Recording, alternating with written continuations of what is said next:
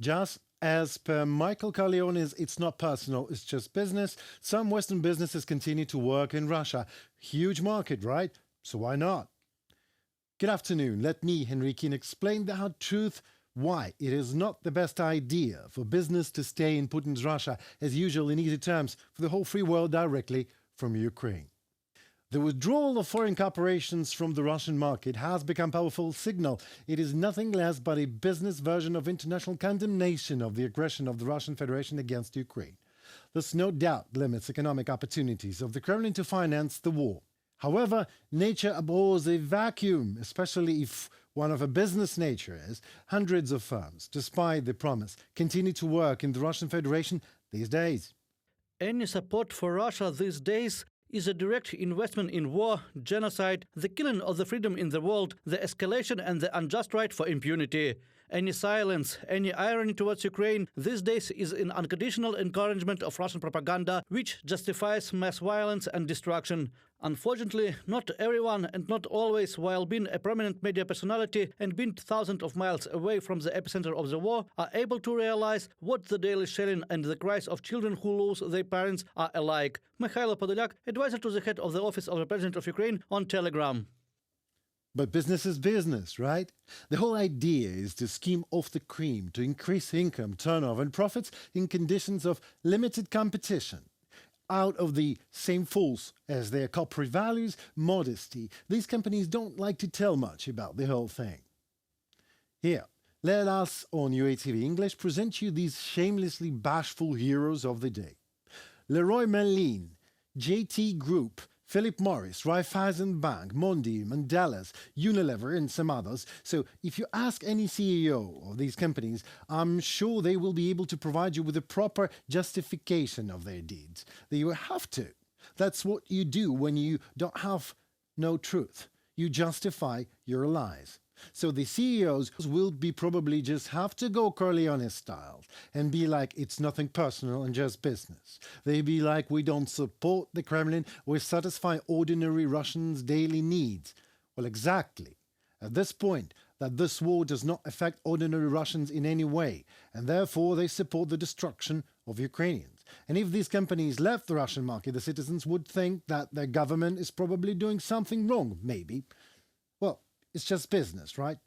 So let me put it in easy terms why just business in Russia these days is not the best idea. Sure, it might look profitable.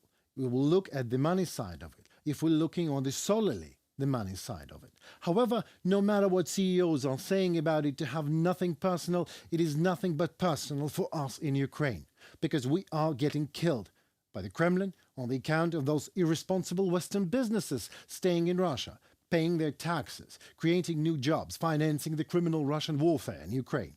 It not only values the effects of the international sanctions applying onto Moscow, but it will inevitably have its consequence in reputation and business.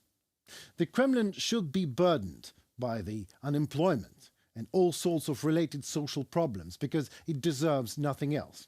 And a business that refuses to leave Russia deserves to share Russia's fate.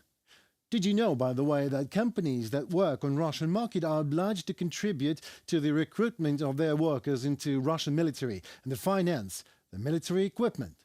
Well, I don't know about you, but I would just love to see Raiffeisen Bank or Philip Morris CEOs' faces when they got enlisted and sent to Ukraine, on their own corporate expense, of course. Well, what can I say?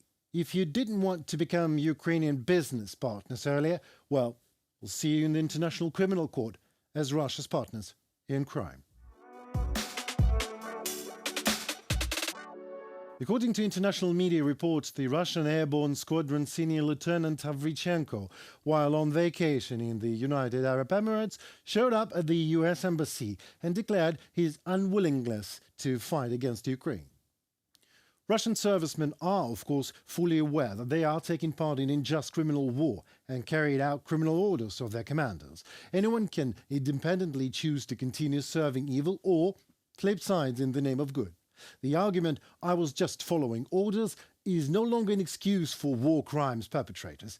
They will be held accountable. We need to hold Russia accountable for their war crimes, for their aggression.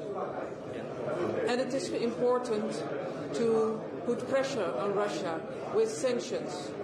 We have to do whatever it takes, as long as it takes, for the freedom of the people of Ukraine. Well, meet Captain Maxim Kuzminov, who overtook the Mi-8 helicopter to Ukraine. Ain't that a bare fact that there is an opportunity to make the choice? You just need to look for it and seize the opportunity. Refusal to participate in a criminal deed and war against Ukraine is nothing but the one, is no treason or cowardice. On contrary, it is the act of pure bravery. One might not see it like that now, but one will see it like that. It will be inevitably evaluated as such after the collapse of the Putin's draconian regime, now reigning in the Russian Federation. Mark my words, as I now speak from the face of the office of the President of Ukraine, both Ukraine and the collective West are ready and willing to accept and protect the Russian servicemen from the revenge of the Kremlin's dictatorial Kremlin regime, and willing and able to provide material and legal assistance and decent living conditions. Just make sure to make your choice and face the consequences. A meeting of foreign ministers of EU member states took place in Kyiv. The Council of Ministers of Foreign Affairs unites the heads of foreign affairs of all 27 EU countries.